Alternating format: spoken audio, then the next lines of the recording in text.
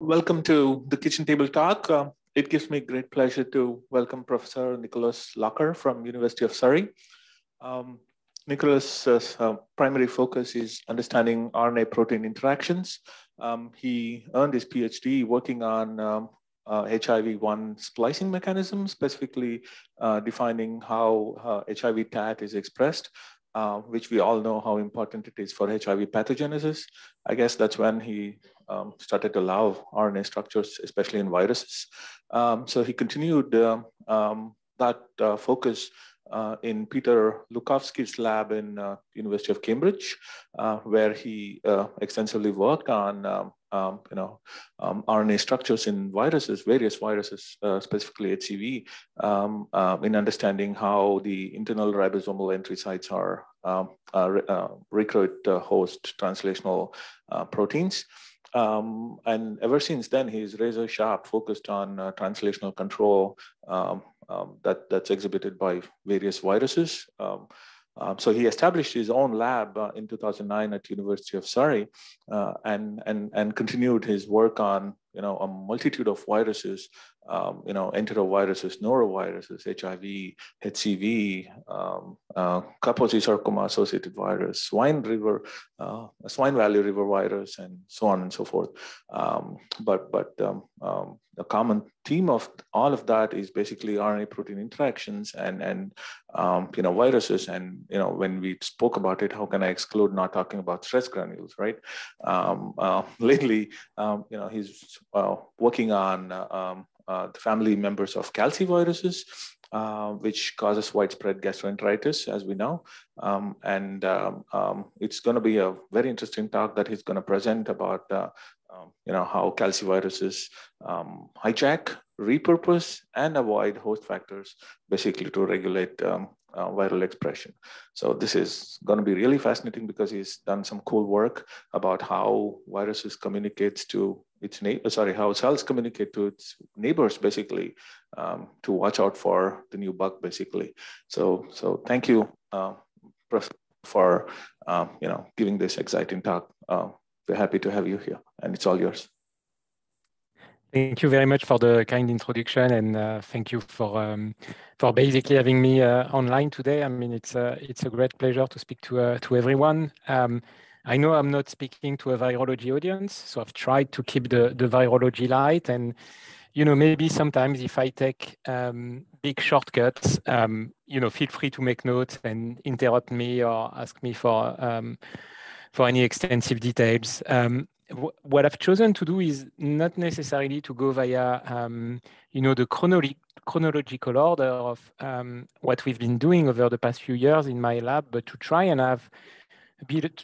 and take you on a bit of a journey with our understanding of how cellular stress responses are manipulated by caliciviruses and how that impacts on RNA granules during infection, using basically three mini stories that I've managed to connect together. So if I can have the next slide, please. Thank you. So really the fundamental questions that we try and address in my lab is the role of viral RNA in hijacking the cellular translation machinery, and equally how host mRNAs are regulated by various signaling and stress pathways during infection. Because if you think about it, a virus is a parasite. It has to use the cellular resources in order to replicate, and there is always that conundrum to resolve. How can we balance the production of viral proteins with the adverse effect of producing cellular protein for the viruses, right? So on the one end, you need to make viral proteins. On the other end, you need to make cellular protein. And so, in a nutshell, we try and address or to answer two questions in the lab. How do viruses translate their genome? And I'm not going to discuss about that today. And what is the impact of viruses on host mRNA translation? And it's by, that interest in mRNA translation that we got, a little bit, that we got our finger caught in the stress granule cog a few years ago, because obviously as soon as you start to look at stress responses and translational control, and with awareness of the impact of biocondensate on these processes, we very quickly had to jump in the stress granule regulation by viruses. Next. So I guess for this audience, I don't really need to emphasize the role of condensation in cellular processes. So next slide, please. But I guess the only thing I want to point is that there's really I would say in the cell biology field, an explosion in the appreciation that controlling the localization and function of biomolecule is really fundamental for many cellular processes. And stress granules are really a paradigm for understanding how membraneless organelle or biocondensate work during stress. Next. Because they impact on signaling, translation, and metabolism. And with the hypothesis that heterogeneous stress granule can basically drive pro-survival or pro-death function in the cells. Next slide, please. So, and so here, actually, that's going to be easier if we click a couple of times to get rid of the animation, please. Yeah. Perfect. Oops, go back one. Perfect. Thank you, Ryan.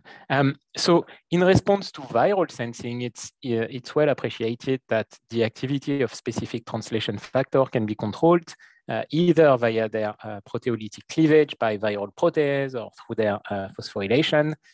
This results in the accumulation of stalled initiation complexes that are recognized by aggregation-prone RNA binding protein, G3BP1, Caprin1, TIA1, to name a few. And all of these complexes kind of, collapse and condense into stress granule. And I think for a virologist, what's interesting is that it's been shown, and there's been that hypothesis that stress granule can contain sensor and effector of the antiviral response, RIGI or PKR, to name a few. And therefore, it has been proposed that they could act as a platform for antiviral activity. Of course, they're also associated to adaptation to the tumor microenvironment, and persistent stress granules are associated with neurodegeneration. Next slide, please. Yeah, again, here we can kill the animation. Perfect, thank you. So I think one of the key points to appreciate for this talk is that in response to, there is really a virus-specific and a cell-specific phenotype of granular bodies, if you will, where it's been shown already that during infection, few different types of foci can assemble. So on the one end, we can have antiviral stress granule that assemble early during infection, before the viral countermeasures kick in, or that can assemble in response to mutated viruses that are unable to suppress stress granule. They are associated with increased interferon production and impaired replication. They condense and activate innate immune sensors and effectors, but also antiviral protein. And at the same time, we have other bodies, such as RNA-seq bodies, that have been shown to form in response to poly-IC treatment and RNA-seq activation. They form independently from EF2 alpha phosphorylation and translational inhibition. And very importantly, they do not require the key scaffolding protein G3BP1 for their condensation. They are more associated with mRNA decay than translational stalling, and dock with P-bodies later in infection to stimulate the processing and degradation of cellular RNA. Next slide, please.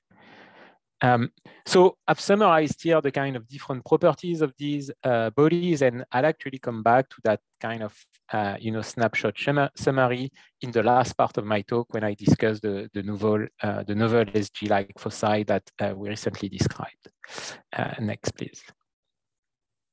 So, of course, because of this antiviral effect, viruses have evolved countermeasures in order to be able to replicate. And here, I'm definitely not going to go into all the details. That's a figure extracted from a review that we have coming up in, I guess, a month that kind of summarizes the many ways that viruses can disassemble or prevent the assembly of stress granule. Because of course, this stress granule, whether they have antiviral activity per se or simply are associated with translational inhibition, that is deleterious for viral translation and viral replication. Next slide, please. So over the past, I would say, maybe going back to the RNA Society meeting in 2014, so 8 years, my lab has been really trying to understand using dengue virus, so flaviviruses and norovirus, how viral infection regulates the mechanisms by which viral infection regulates stress granule formation. But I guess one of the things that we've been doing also recently is to challenge the view that stress granule only contain RNA and proteins. And I will point you to the really cool study that we published a couple of, I guess about a year ago now, with colleagues at the University of Gothenburg in Sweden, where we used amperometric measurement and fancy electrochemical measurements to reveal that stress granule are, reactive oxygen species, so reactive molecule, are stored within stress granule. And so they don't just contain RNA and protein, they can also contain let's say potentially secondary messenger, and that could explain how they impact on signaling. And it's always quite nice when you see the editor highlighting this paper as very important paper. That's not me writing that. That's the editor. So that was really a cool addition to our stress granular success story. So next slide, please. So yeah. 4 clicks, perfect, thank you. So the take-home message from today's talk, and if you've got something cooking, if you're busy with other meetings, these are the take-home messages that you should take away. So what I'm going to do is show you that norovirus infection triggers metabolic stress rather than canonical antiviral sensing, that this contributes to inhibiting stress granule assembly by repurposing G3BP1 and kind of rewiring the G3BP1 interactome. I will show you that another calicivirus impairs stress granule formation in a different way by cleaving G3BP1. And finally, I will describe a novel SG-like foci that we identify during infection that we named paracrine granule. So next slide, please. So with that, I will just have one slide about the virus to introduce it. So our models are norovirus, which are members of the calicivirus family. I guess in a way, I don't need to elaborate too much on the symptoms that are summarized at the bottom on the right-hand side. The bottom line is norovirus, you really don't want it. It's very infectious. It's responsible for most of the gastroenteritis cases worldwide. It transmits very easily, fecal-oral transmission, spreads very rapidly in enclosed settings. And although the symptoms only last for 2 to 3 days, and if you have kids that attend school or nursery, I guess in the US, like in the UK, the guidelines is, okay, if your kid is puking, he has to be off the nursery for 48 hours, but in fact, they will be shedding viral particles for 2 weeks, which kind of explains why, as soon as you have one child sick or somebody sick in an enclosed setting, in an enclosed facility, like a hospital or a care home, there's an explosion of cases because you can't basically keep people or prevent people from going to work for a couple of weeks. And because of that absence of staff from work, it really cost the healthcare system in the UK, 100 millions of pounds every year. And we often read about outbreaks, in restaurants, in hospital, even in, kind of famous athletic events. So the Olympic Games in Pyongyang, I think the entire Finnish skiing delegation was wiped out with neuro. At the London 2017 Athletics World Championship, we had the guy who, in the end, won the silver on the 200 meter, who had to run by himself because he had norovirus, so to avoid contamination to others. So really, really a bit of an impact on the population. So next slide, please. So in previous work, what we had done was to demonstrate that norovirus has the ability to impact the activity of specific translation factor, either by cleaving those factors via a viral protease or activating their phosphorylation through the activation of intracellular signaling pathways, such as P38. Next slide. So the question we then asked was, what is the global impact of this regulation on translation during infection? Next. And what Michel in my lab did was to use ribopurine methylation assays that allow us to measure translation efficacy at single cell level to basically demonstrate that norovirus induces a gradual shutoff during infection. So if we have, I guess, 3 clicks here. Yeah, so what Michel was able to demonstrate was that if you look for cells that, and I'm sorry I haven't got a pointer to show you that, but if you look at cells that are positive at 12 hours for the NS3 viral protein, these cells don't light up at all with puromycin, right? So if you look at the merge signal, the cells that have yellow don't have any magenta, really displaying that strong shutoff of translation. And we know from a lot of studies that during stress and infection, it's the phosphorylation of EF2 alpha that drives the inhibition of translation. So next, please. So of course, next. So of course, we looked at EF2 alpha phosphorylation during infection, and we were able to observe that EF2 alpha is phosphorylated during MNV infection, while an inactivated virus doesn't trigger it. Next, please. So we then ask, okay, is this phosphorylation really what drives the shutoff? And to answer that question, we used mouse embryonic fibroblasts that are either wild type or that have the phosphorylation site mutated to an alanine.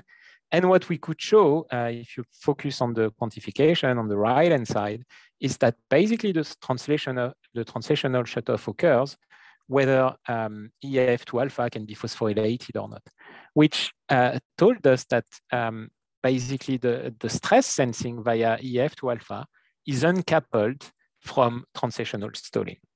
Next.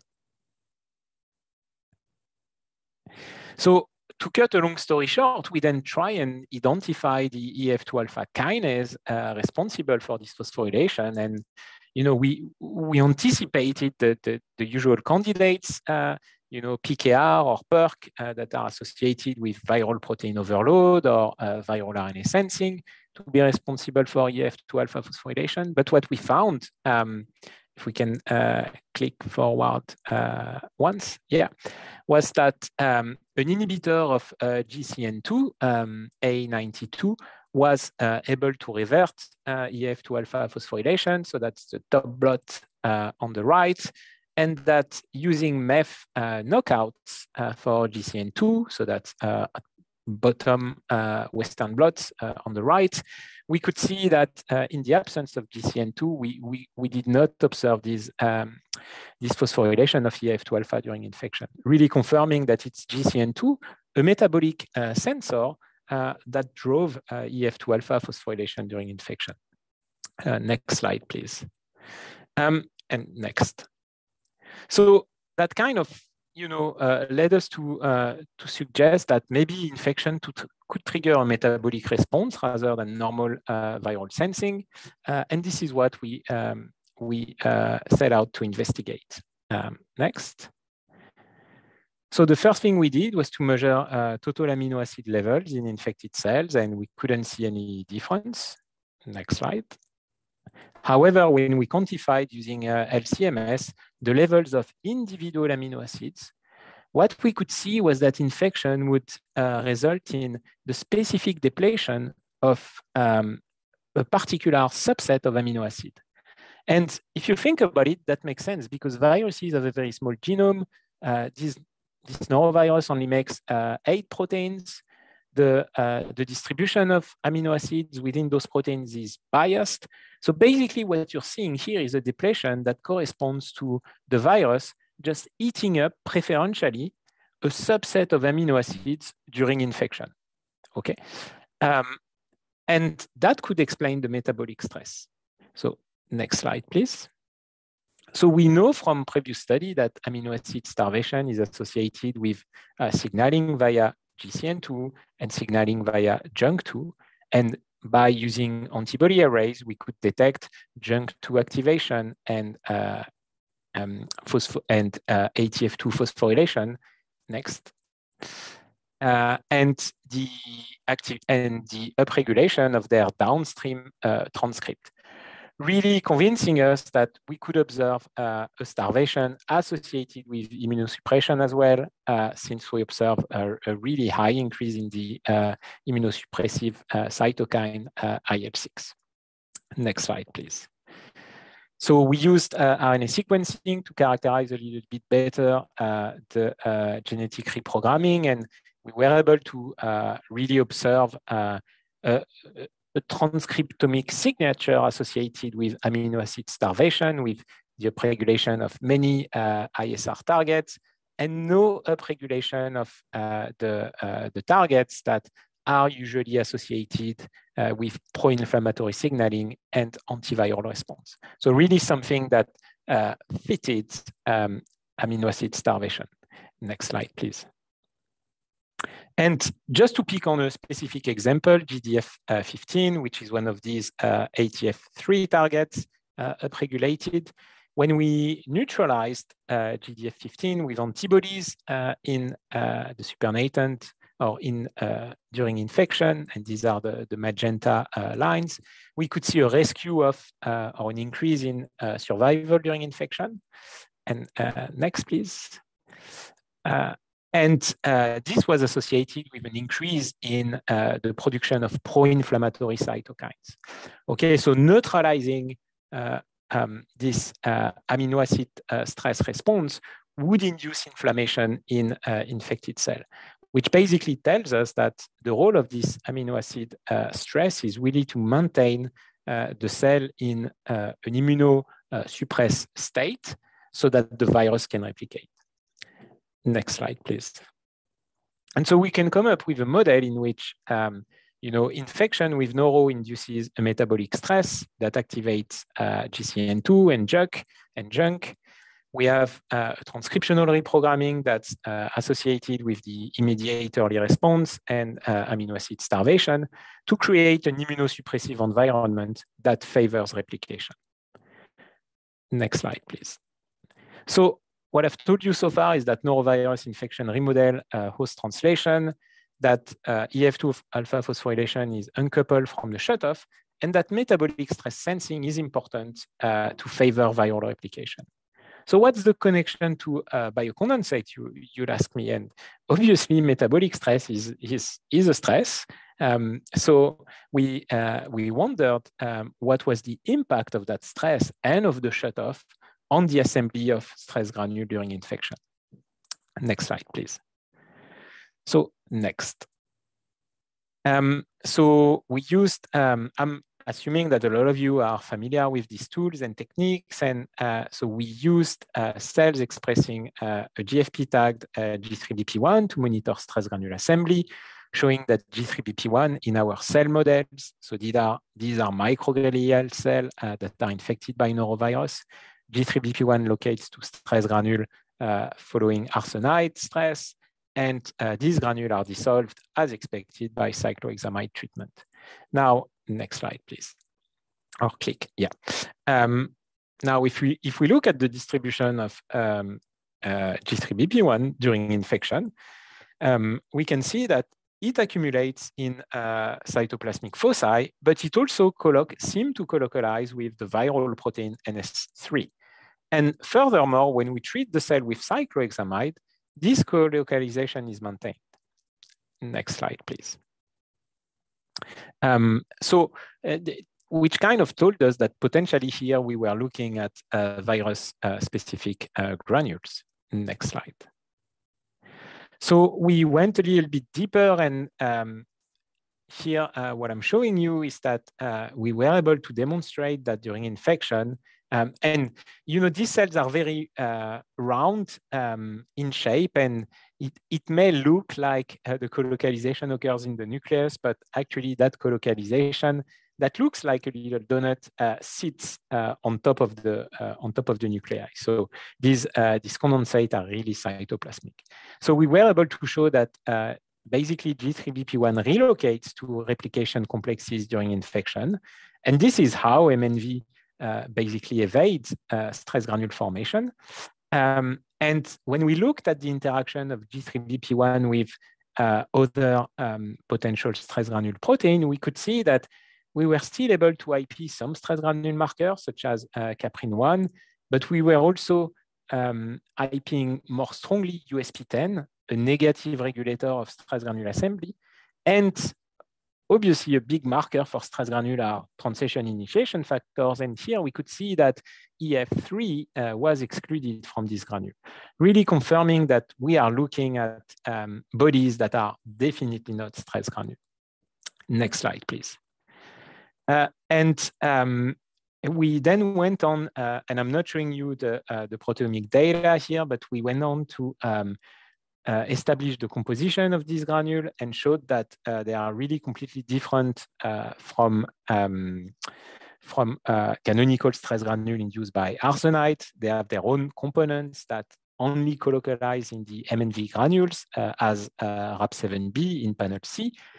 And what's more important is that when we started to knock down, for example, SF3B1 or RPL7, which selectively localize to the replication complexes, we strongly impaired viral replication. So the assembly of these virus-specific bodies are important for viral replication. Next slide, please. So is that conserved across related calicivirus? Next, please. And that's a question that a really talented PhD postdoc, PhD student in my lab, Majid Humut, undertook, where he looked at the assembly of stress granule in feline cells infected with the feline version of norovirus, FCV. And he could demonstrate that during FCV infection, we observe EF2 alpha phosphorylation, right-hand side on the top. But if we click a couple of times, so next, yeah. And once more, please. Thank you. What Majid could observe was that during infection, G3BP1 would remain cytoplasmic, and that if we were to prime those cells with sodium arsenite after infection, these cells would be unable to assemble stress granule, really showing that FCV infection disable the assembly of stress granule. And that could be reverted by inactivating FCV with UV irradiation. Next slide, please. So again, I'm trying to cut a long story short here, but these viruses express a protease called NS6, and we were able to show that during infection, G3BP1 is cleaved. Next, please. And by, oh, I've lost an animation here. Oh, yeah, perfect. Cheers. And by overexpressing the feline calicivirus protease, we were able to show that the protease is indeed responsible, so that's panel B, for the cleavage of G3BP1.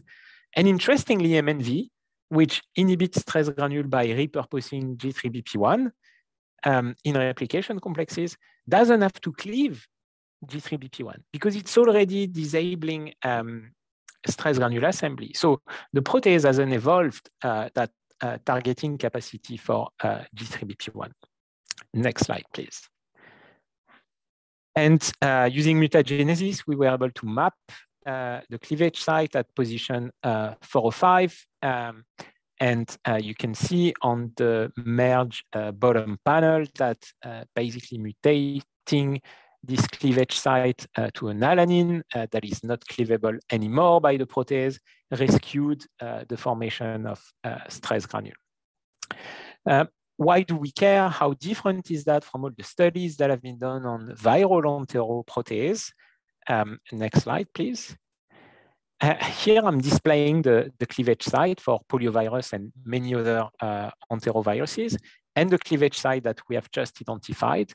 And what you can see is that, interestingly, what FCV is doing is cleaving only the RGG domain of G3BP1, but not the RRM and the RGG domain by poliovirus. And in the context of recent papers from Mark Panas and Nancy Kedersha, it's really interesting because what FCV is doing is being super targeted and only cleaving the G3BP1 domain that's important for binding the small ribosomal subunit during the condensation process. So instead of cleaving all the RNA, interaction domain like other enteroviruses, it really targets the one domain that's fundamental for G3BP1 condensation. Next slide, please. So here we can come up with a model in which upon translational stalling, the two related viruses are using different strategies in order to block stress granule formation. On the one hand, MNV hijacks G3BP1, while FCV cleaves G3BP1. And in parallel to that, to maintain viral propagation, the virus induces a metabolic and amino acid stress response that promotes replication and propagation. Next slide, please. So I will come now to the final part of our talk, which again came from interesting observation from this PhD student, Majid, where, next slide, please, where when he was quantifying stress granule assembly in infected cells, he was always able, so the infected cells are labeled in purple, he was always able to detect, isolated cells here and there with stress granule, and, to a level that was above the significance level. And these cells were always uninfected. So we didn't really pay too much attention to them because we were so focused on the protease cleavage mechanism. But we came back to those data a little bit later, and we started to wonder, could there be some signaling mechanism going on from infected cell towards uninfected cell, okay, so towards bystander, in order to induce a stress response, some sort of, call of duty or, alarm bell ringing to tell the uninfected cell, okay, there's a virus coming, shut down everything to prevent replication. And so next, please. This kind of led us to hypothesize that perhaps there was some paracrine signaling going on. And so to test this hypothesis, next slide, please. What we did was to take cells and either mock treat them. I know it's a word that my colleagues often struggle with. So we virologists tend to call mock the non-infected control. So we either mock infected the cells or infected cells with FCV. We collected the cell supernatant. We removed the viral particle to end up with what we call the VFS, or a virus-free supernatant. And that supernatant is free of viral protein. It's free of viral RNA. And if you stick that supernatant on naive cell for 3 days to a week, you do not recover any viral particle. Okay, so it's whatever signaling messenger are produced during infection minus the virus. And so next slide, please. And so what we did was to take that supernatant and stick it onto cells that had never seen a virus and look for stress granule induction. And lo and behold, in the middle panel, what you can see is that typical stress granule markers such as G3BP1 FXR1, and UBAP12 relocalized into cytoplasmic foci when cells are treated with virus-free supernatant. Next slide, please. When we quantified the characteristic of these SG-like foci, let's call them like that for now, we could see that they were basically present in higher numbers as compared to the number of stress granules when cells are stimulated with arsenite, and the size of the granule is smaller. So we have more of them and they're smaller. So they don't really share the properties of normal stress or of, let's say, type 1 stress granule. Next slide. We then wanted to see whether they were sensitive to cyclohexamide treatment. And you can see in the middle panel that basically the foci still assemble, are still assembling when the cells are treated with cyclohexamide. So they don't seem to rely on trafficking of messenger RNA away from polysomes into SG-like foci. Next slide. Which again is a property that is different from stress granule, but is common with RNA-seq body. Next slide, please. We then try and address their kinetic using recovery assays in which the cells were stressed with arsenite or stimulated with VFS for 45 minutes, and then left to recover after washing out the stressor. Next slide, please.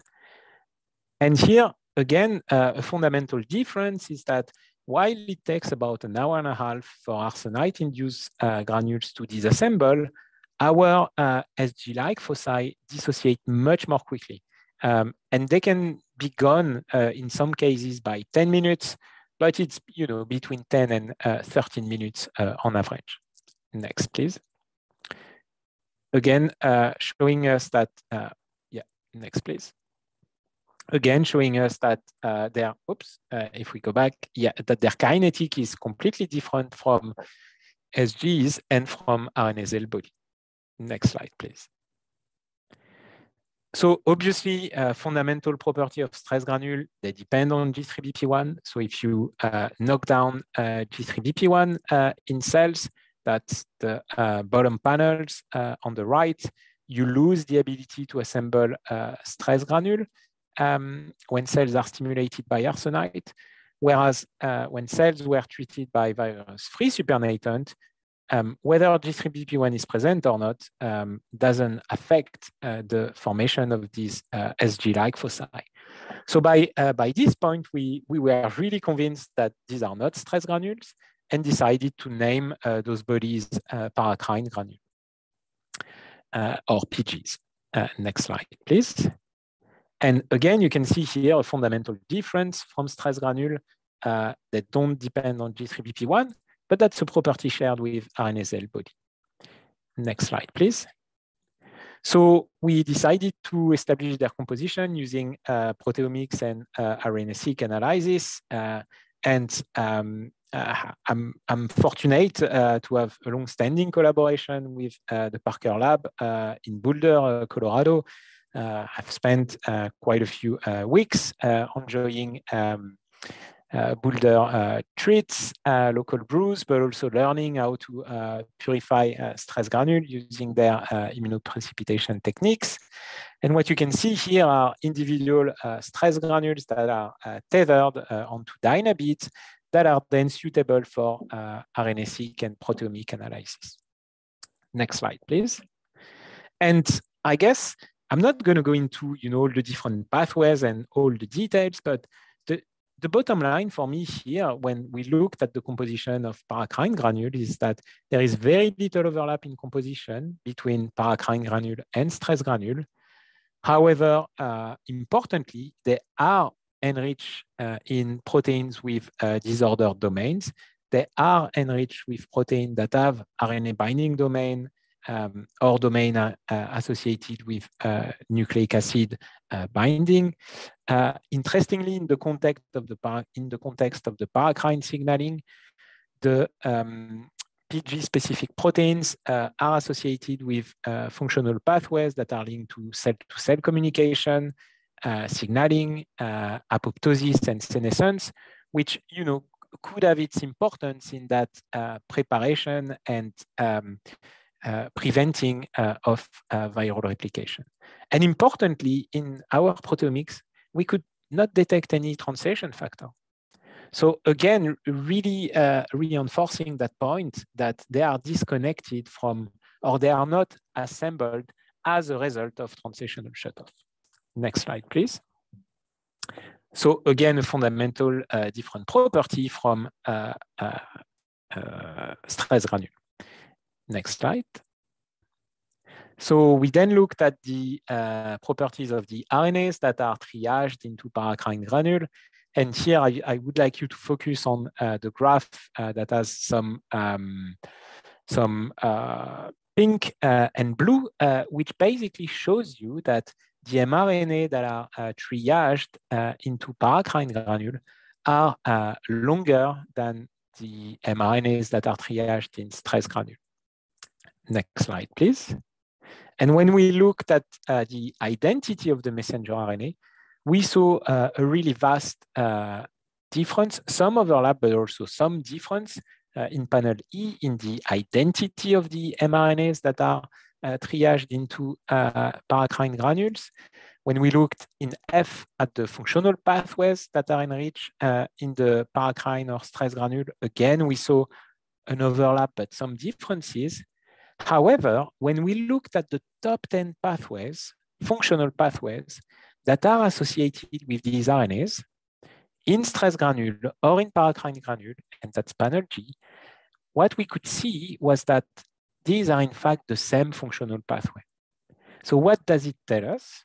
It tells us that although the identity of the mRNA are different, these granules condense the similar functional classes of mRNA. Okay, next slide, please. We then search for motifs enriched in these mRNAs. And of course, we were able to identify motifs, but more interestingly, when we search for RNA binding protein that preferentially recognize these motifs, and that's what you see on the right-hand side of the table, what we could observe was that several proteins highlighted in gray or in black that have the ability to bind those motifs are actually proteins that our proteomics identified in the paracrine granule proteome. What does it tell us? It tells us that the binding of these, that these RNA binding protein could be the ones responsible for triaging mRNAs into paracrine granule. Next slide, please. So finally, going back to translation and signaling, we wondered whether paracrine granule assembly would be associated with translational shutoff, and it is, as we saw a really strong reduction in puromycin incorporation. Next. And next. And then when we looked at, and next again, please. And then when we looked at signaling, what we could see was that monitoring the activation of various signaling pathways, we saw that basically virus-free stimulation with virus-free supernatant induced ERK phosphorylation and EF2-alpha phosphorylation. However, when we used either genetic inhibition of EF2-alpha phosphorylation, that's the IF panel on the left, or pharmacological inhibition of ERK, that's the panel on the right, we could see that virus-free supernatant would still result in the assembly of stress granule, of paracrine granule, sorry, which tells us that the ERK signaling or the EF2-alpha phosphorylation are not responsible for the assembly of the paracrine granule, but potentially occur, this signaling event occur downstream of paracrine granule assembly. Next slide. Does it matter for the virus? And that's the big question. So to answer this question, we took naive cells, stimulated with them with virus-free supernatant, and then stuck some virus back and measured viral titer. Next slide, please. And what we could see was that there was a dose-dependent, that virus-free supernatant induces a dose-dependent inhibition of viral replication. So paracrine granule assembly is associated with viral replication. And I have to say, importantly, that this is important this is independent from interferon signaling. Okay, so there is no interferon detected in the virus-free supernatant. Interferon in itself doesn't induce stress granule or paracrine granule in the cells we are using. So this is really down to paracrine granule assembly. Next slide, please. So again, a whole bunch of properties that are different from other bodies that form in response to infection. And next slide, please. And so what I've shown you is that we have identified a new type of stress granule-like condensate that assemble in response to infection. They don't require polysome disassembly or G3BP1. They are more dynamic than SG. They are enriched for different proteins.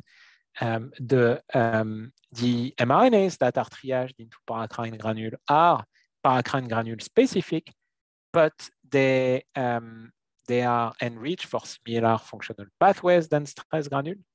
And importantly, the assembly is associated with shutoff and antiviral activity. What don't we know? We don't know whether this is conserved across other viral models. So we don't know if other viruses induce paracrine granule. The big question you're going to ask me, everybody asks me that, what is the nature of this paracrine mediator? I haven't got an answer. I've got some clues that I'm happy to discuss, but no answers yet. Next slide, please. So that leaves me to propose a final model. So I guess we can click a few times to have all the model on the screen. Thank you. Where basically early in infection, FCV induces the formation of stress granules that are then inhibited or disassembled via the cleavage of G3BP1 by the FCV protease. Next, please. And then this infection is sensed by bystander cell that, next, please, that assemble paracrine granule that prevent further replication and prevent further spread of FCV during infection. Okay, and so that leaves me in the next slide to summarize the key points from today's talk. So norovirus infection triggers a metabolic stress and not canonical antiviral sensing, and that promotes replication. Next. It inhibits stress granule assembly by repurposing G3BP1 and rewiring the stress granule interactome during infection. Next. This mechanism is not conserved amongst very closely related viruses because feline calicivirus impairs SG formation by cleaving G3BP1. And next slide, please. Caliciviruses induce the formation of SG-like foci in bystander cell that are associated with antiviral activity and that we named paracrine granule. Next slide, please. And so finally, I simply want to acknowledge the members of my labs that were involved at various stages of this study, Michelle, Valentina, Belinda, Khushbu, and Lucy. And the wonderful collaborations that we have with the Ruggieri group in Heidelberg, the Parker group in Colorado, the Goodfellow group at the University of Cambridge, UK, and Martin Langereis at the University of Utrecht, and UKRI, the Biotechnology and Biological Science Research Council, for basically funding my lab for the past few years, and hopefully for continuing to fund these fun stories on biocondensate and viruses. So I will leave it there, and I'll be happy to take any question you may have about the different stories that I've shared today with you.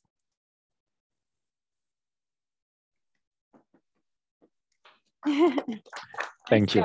Thank you. Thank you so much, Professor Locker, for that fascinating talk. we already have a lot of questions. First, Diana. Thank you for that talk. That was beautiful. So I was wondering if you could comment a little bit about the types of long non-coding RNAs you found in your PGs and how that differs from the stress granules. Yeah, sure.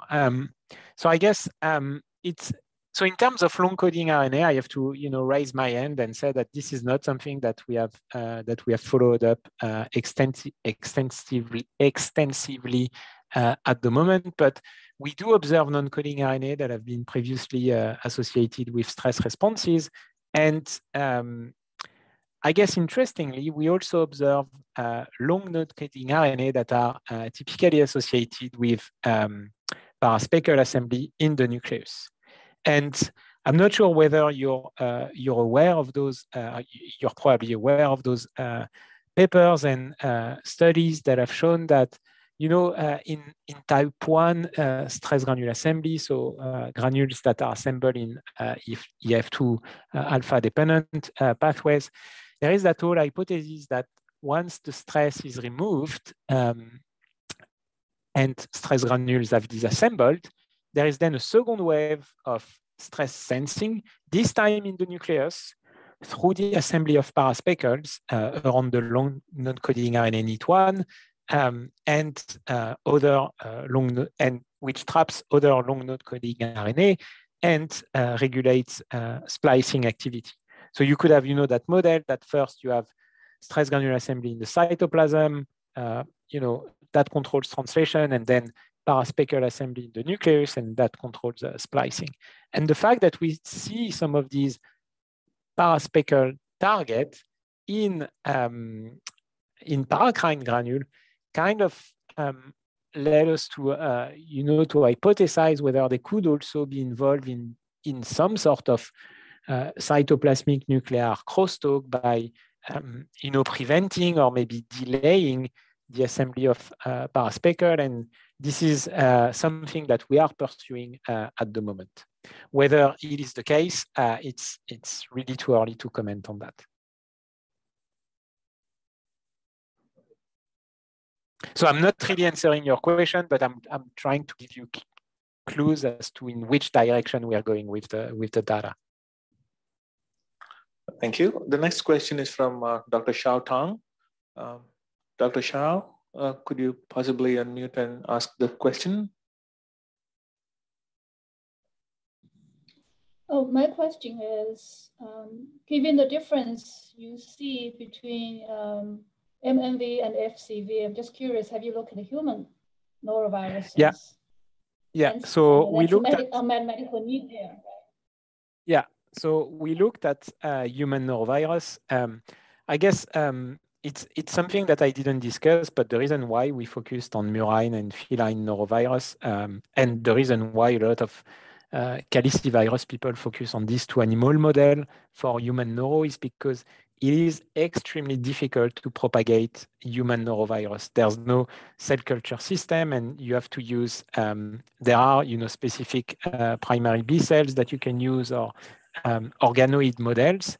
But nevertheless, we looked at the conservation of the interaction between murine, the interaction between G3BP1 and some of its specific target within the replication complex during human neuroinfection, and we saw that this was conserved. And one thing that I did not discuss, but in the interest of time, is the fact that why is G3BP1 relocated to a replication complex? It's because G3BP1 has the ability to bind the viral RNA and to increase translation of the viral RNA. And this property is conserved between murine and human norovirus. Okay, so this, if you want, rewiring of the SG interactome and repurposing of G3BP1 as a translational activator during infection is conserved between murine and human norovirus.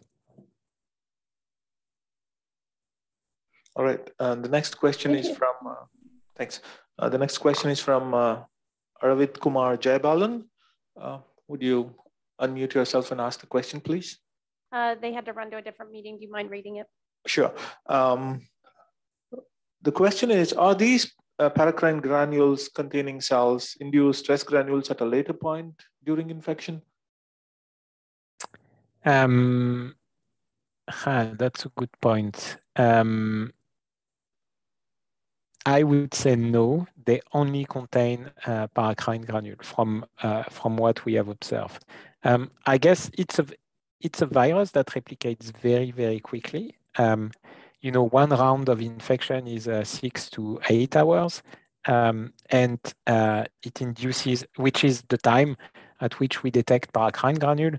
And as soon as you go to 10 or 12 hours, you already have apoptosis and cell death. So we can observe from time to time the assembly of stress granule, but I think this is more condensation associated with basically the cells being, on the way out and dying already, rather than something biologically relevant.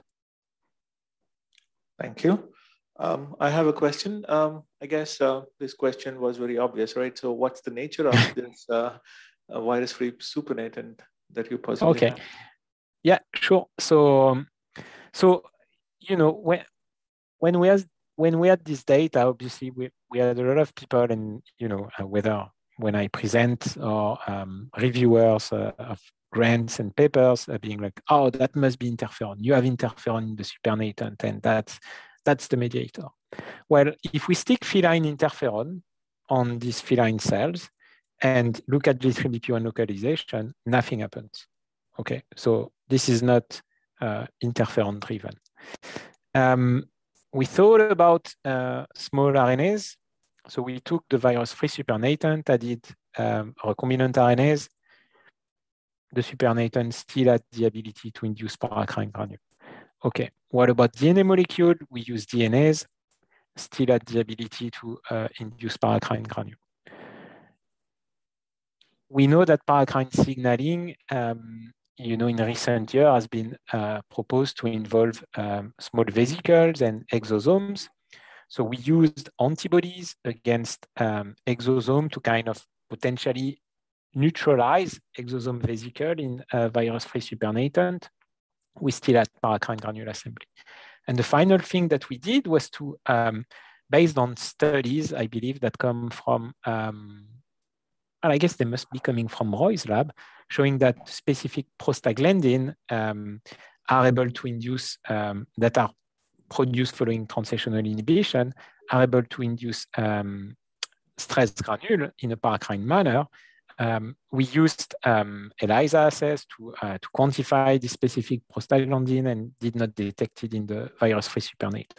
So not an exosome, not this other paracrine inducer, not RNA, not DNA. What does it leave us? A protein, a metabolite,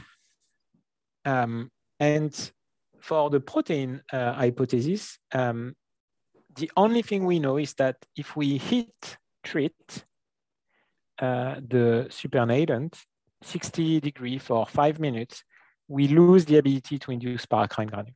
So it's entirely possible that this could be a protein or a small peptide. Why don't you use MS to identify that? Yes.